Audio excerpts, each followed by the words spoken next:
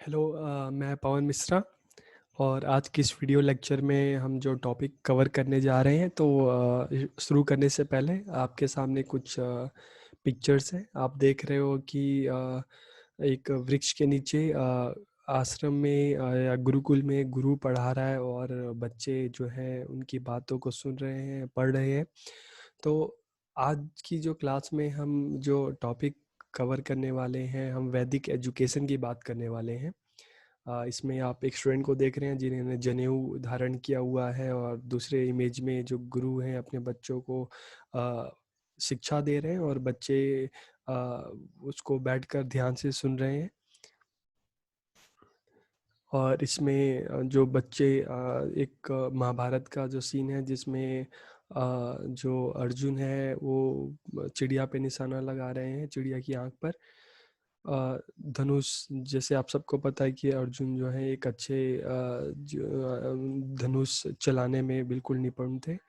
तो एक कुछ पिक्चर हैं जिनके माध्यम से हम वैदिक एजुकेशन के बारे में हमने समझने का प्रयास कर रहे हैं। तो हम आज अपने टॉपिक को शुरू करते हैं। Historical and sociological foundation of education, शिक्षा का ऐतिहासिक और सामाजिक आधार। और आज जो हम करने वाले हैं development of Indian education during वैदिक पीरियड, कि वैदिक काल में भारतीय शिक्षा किस तरह से थी, उसका विकास किस तरह से हुआ वैदिक काल में। तो सबसे पहले हम वैदिक पीरियड की बात करते हैं, वैदिक समय। The ancient Indian education emerge from the Vedas, की प्राचीन भारतीय शिक्षा वेदों से निकली है। कि जैसे सबको पता है कि दुनिया की जो सबसे पुराना कोई ग्रंथ है तो ऋग्वेद है, वेद है। तो भारतीय शिक्षा का जो उद्गम हुआ है, जो निकली है, वो वेदों से ही निकली है। The Vedas are the best expression of an enlightened Indian culture, कि वेद जो है, वेद एक समृद्ध भारतीय संस्कृति की सर्वश्रेष्ठ अभिव्यक्ति है। वेदों के माध्यम से हमें उस समय के जो समाज था उसके बारे में हमें पता चलता है।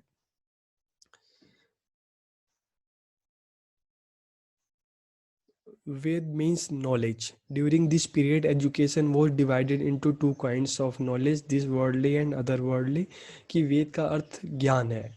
और उस जो वो समय था, उस समय वैदिक समय में एजुकेशन को दो पार्ट्स में डिवाइड किया गया था, सांसारिक और परलौकिक। जिस तरह से हमने फिलॉसफी पढ़ी उसमें देखा कि दुनिया दो तरह की उन्होंने बताई थी आइडियलिज्म में, कि एक स्पिरिचुअल वर्ल्ड है, एक फिजिकल वर्ल्ड है। तो इसी तरह से वैदिक एजुकेशन भी बच्चों को दो तरह से तैयार करती थी, एक इस दुनिया के लिए, फिजिकल वर्ल्ड के लिए, और दूसरी जो शिक्षा थी वो बच्चों को स्पिरिचुअल वर्ल्ड के लिए तैयार करती थी। तो जो एजुकेशन को दो पार्ट्स में डिवाइड किया गया था, दिस वर्ल्डली और अदर वर्ल्डली, सांसारिक और परलौकिक। सांसारिक में बच्चों को सांसारिक जीवन के लिए तैयार किया जाता था, और परलौकिक शिक्षा, अदर वर्ल्डली में बच्चों को तैयार किया जाता था, कि इस तरह तैयार किया जाता था ताकि वो ईश्वर को प्राप्त कर सकें। This worldly education deal with the social aspect, whereas the other worldly education was related to intellectual pursuits for achieving salvation। कि सांसारिक शिक्षा में सामाजिक पहलुओं का समावेशन था, जबकि परलौकिक शिक्षा मोक्ष प्राप्ति के लिए बौद्धिक खोज से संबंधित थी। फिर हम एम्स ऑफ एजुकेशन की बात करते हैं कि वैदिक समय में शिक्षा के क्या क्या उद्देश्य थे। तो preservation and spread of culture, संस्कृति का संरक्षण और प्रसार करना। फिर अटेनमेंट ऑफ गॉड, ईश्वर की प्राप्ति। स्पिरिचुअल डेवलपमेंट, आध्यात्मिक विकास। फिजिकल डेवलपमेंट, शारीरिक विकास। मेंटल डेवलपमेंट, मानसिक विकास।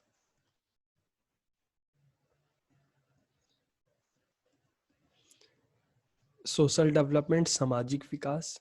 पर्सनैलिटी डेवलपमेंट, व्यक्तित्व का विकास। Formation of good and moral character, अच्छे और नैतिक चरित्र का विकास। Development of social and civic duty, सामाजिक और नागरिक कर्तव्यों का विकास। स्किल डेवलपमेंट, कौशल विकास।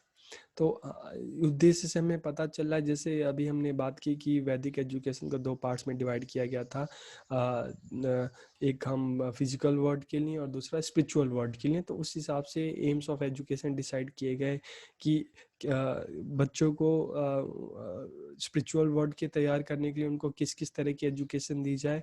मोरल एजुकेशन, कैरेक्टर फॉर्मेशन और अटेनमेंट ऑफ गॉड। और जो दिस वर्ल्ड, जो फिजिकल वर्ल्ड के लिए तैयार करने के लिए बच्चों के सामाजिक विकास पर ध्यान दिया गया, उनके व्यक्तित्व के विकास पर ध्यान दिया गया, स्किल डेवलपमेंट पर ध्यान दिया गया। तो इस तरह से जो 2 तरह की जो एजुकेशन थी, तो उस हिसाब से एम्स ऑफ एजुकेशन भी डिसाइड किया गया। फिर सिस्टम ऑफ एडमिशन, प्रवेश प्रणाली की हम बात करते हैं।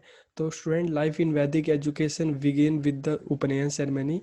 वैदिक शिक्षा में विद्यार्थी जीवन की शुरुआत किससे होती थी? उपनयन समारोह, जिसको हम जनेऊ भी बोलते हैं, कि आज भी हमारे समाज में जनेऊ का प्रचलन है। तो उस समय भी गुरुकुल में जाने से पहले, गुरुकुल में दाखिला लेने से, एडमिशन से पहले बच्चों का एक समारोह होता था जिसको उपनयन सेरेमनी कहते थे। और जनेऊ संस्कार, जिसमें बच्चों को जनेऊ पहनाया जाता था, उसके बाद गुरुकुल में उनका दाखिला होता था। After the ceremony of upanayana the people was called as a brahmachari, कि इस उपनयन सेरेमनी के बाद बच्चों को ब्रह्मचारी कहा जाता था। ब्रह्मचारी का मतलब कवारा नहीं होता, ब्रह्मचारी का मतलब जो ईश्वर की खोज में लगा रहता है। ब्रह्मा मीन्स ईश्वर, चारी मीन्स चरण करना, उसको पाने की में लगे रहना। तो उपनयन सेरेमनी के बाद बच्चों को ब्रह्मचारी कहा जाता था और उनकी जो शिक्षा थी, उनकी जो विद्यार्थी जीवन था, स्टूडेंट लाइफ थी, वो शुरू हो जाती थी।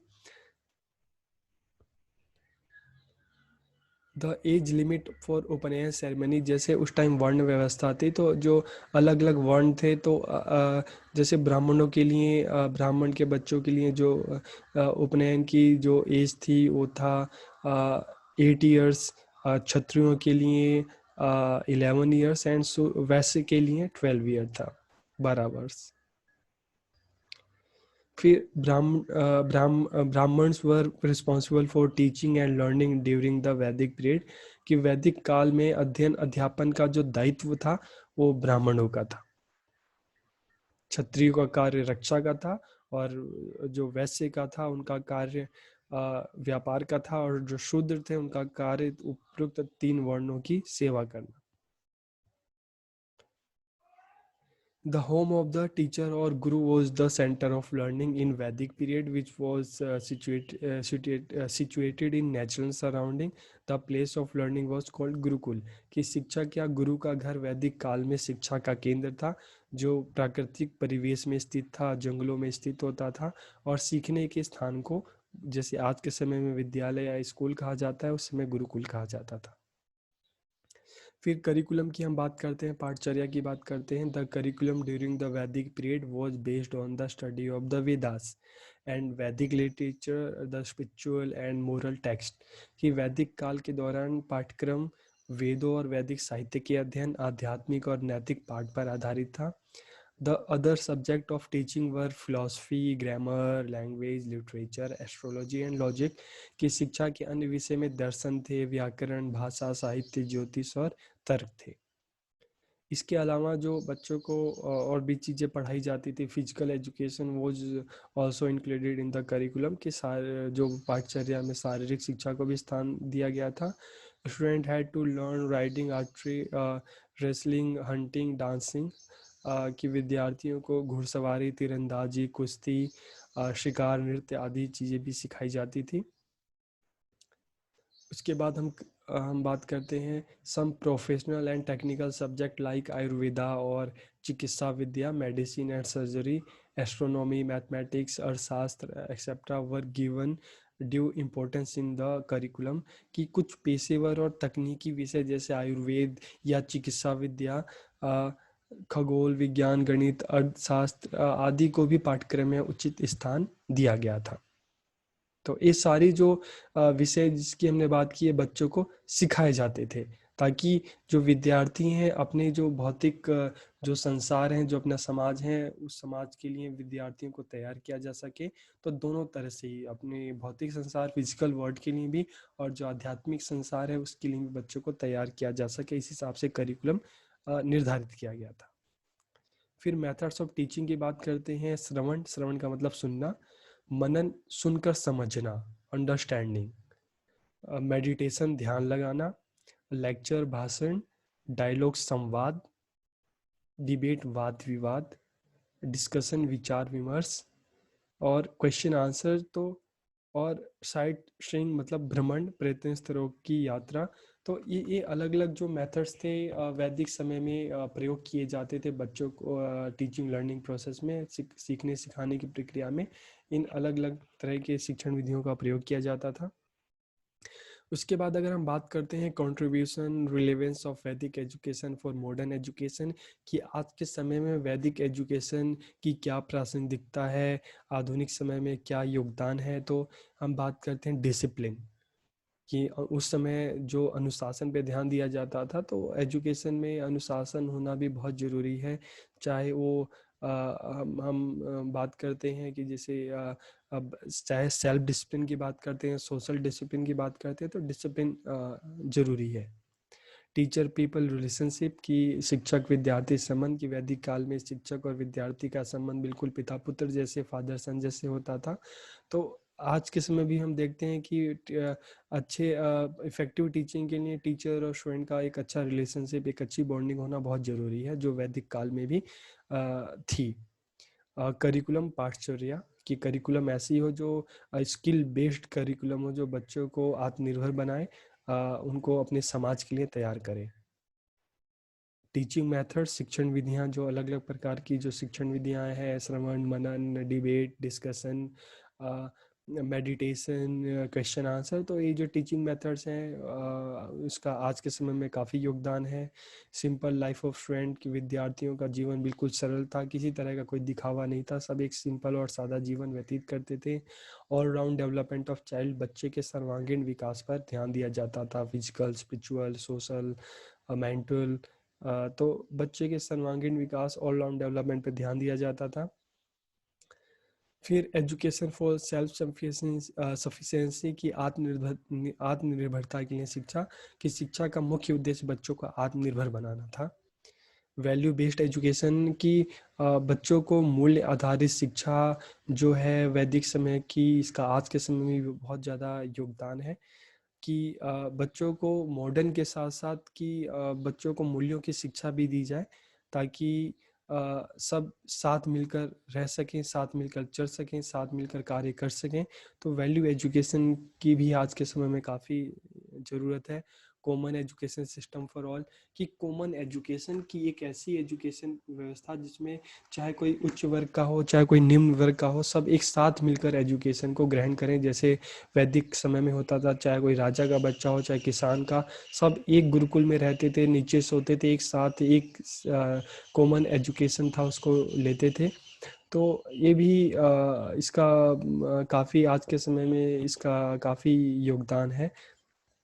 कॉमन एजुकेशन सिस्टम की काफ़ी समय से बात हो रही है कि कॉमन एजुकेशन होना चाहिए, ताकि जो समाज में जो भेदभाव है, upper caste, lower class, upper class, तो ये इसको कम से कम किया जा सके।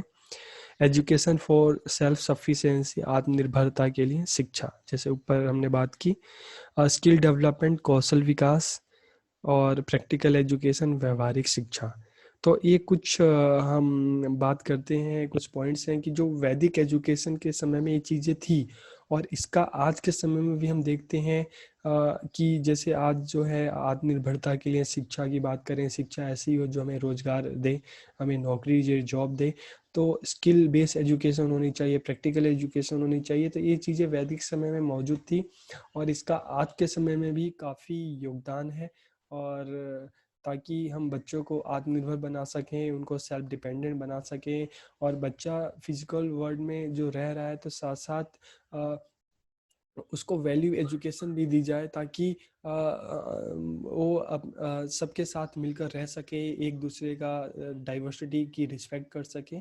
तो ये जो सारी चीज़ें हैं वैदिक एजुकेशन की आज के समय में, उनका काफ़ी योगदान है, या हम रिलेवेंस है आज के समय में।